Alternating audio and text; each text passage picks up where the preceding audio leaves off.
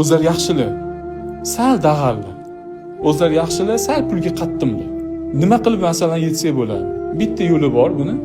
Yo'llar ko'pi, bittasi shu. Ro'molingizni qattiq qilib bog'laysiz ovqat qilishdan oldin, ma'mur tushib ketib qolmasligi uchun uni turgan. Ovqatni bismillah deb boshlamaysizda, kimnidir o'sha go'shtni misolkaga tashlab qilasiz, piyoz artasiz, kartoshka artasiz, qovurasiz.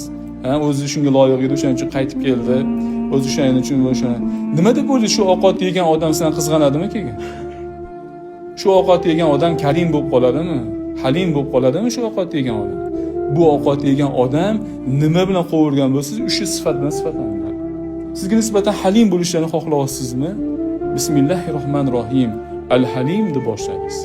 Al-Halim, Al-Halim, Al-Halim deb qo'rvasiz o'tganda ham Al-Halim deb berdingiz. Shu narsani ko'p takror qilsangiz, bu kishida halimlik sifati paydo bo'ladi. Karim bo'lishni xohlayapsizmi? Shuni ayting. Nima xohlayapsiz? So'rang. Qalblarni ochishni xohlayapsizmi? Robbimizdan Al-Fattah degan ismlari bor, zikr qilinglar. Aytishadi, bitta bismillah ayol 40 ta namozxonni namozdan chiqarib yuborish xavfi bor.